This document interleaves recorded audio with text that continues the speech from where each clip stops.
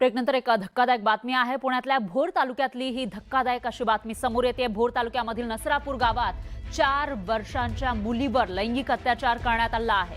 आताची सगळ्यात मोठी आणि महत्त्वाची आणि तेवढीच धक्कादायक अशी बातमी म्हणावी लागेल। फक्त 4 वर्षांची ती मुलगी होती आणि त्या चिमुकलीवर लैंगिक अत्याचार करण्यात आला।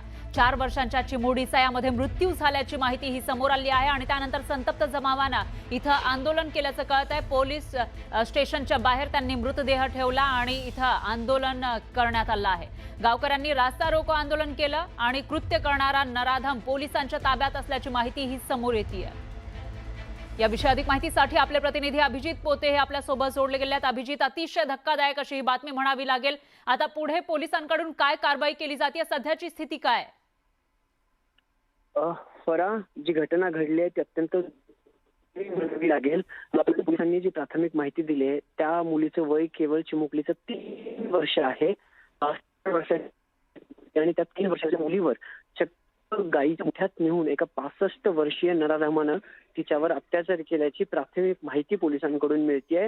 आत्ताची जी अपडेट आहे, नसरापूर पोलीस स्टेशनच्या बाहेर हे सगळे गावकरी जमाव करून जमले आहेत। मृतदेह त्या मुलीचा पोलीस स्टेशनच्या बाहेर या गावकऱ्यांनी ठेवलाय आणि ज्या आरोपीला, खरं तर या आरोपीला काही वेळापूर्वी पोलिसांनी सीसीटीव्ही तपासल्यानंतर त्या 65 वर्षीय नराधम आरोपीला ताब्यात घेण्यात आले, पण गावकऱ्यांचं म्हणणं आहे की त्याला आमच्या ताब्यात द्या। आता कुठलाही कायदा व सुव्यवस्थेचा प्रश्न निर्माण होऊ नये म्हणून पोलीस या गावकऱ्यांची समजूत काढतात, पण गावकरी मात्र आंदोलनावर ठाम असलेले पाहायला मिळतात। आज दुपारच्या सुमारास फरार ही सगळी धक्कादायक घटना घडली आहे। गाईच्या गोठ्यात नेत या मुलीवरती त्या नराधमाकडून लैंगिक अत्याचार करण्यात आले आणि त्यानंतर दगडाने ठेचत त्या चिमुकलीची हत्या या नराधमाने केल्या अशी प्राथमिक माहिती आहे। अजून पोलिसांकडून जी अपडेट यायची आहे ती बाकी आहे।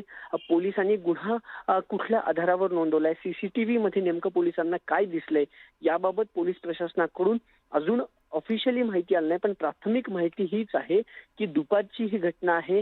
65 वर्षीय आरोपी जो आहे त्याला ताब्यात घेतले। आधी त्या 3 वर्षाच्या चिमुकलीवर लैंगिक अत्याचार केला आणि नंतर मात्र दगडाने ठेचून तिची हत्या केल्याची धक्कादायक घटना फरा पुणे जिल्ह्यातील नसरापूरमध्ये घडलेली पाहायला मिळते।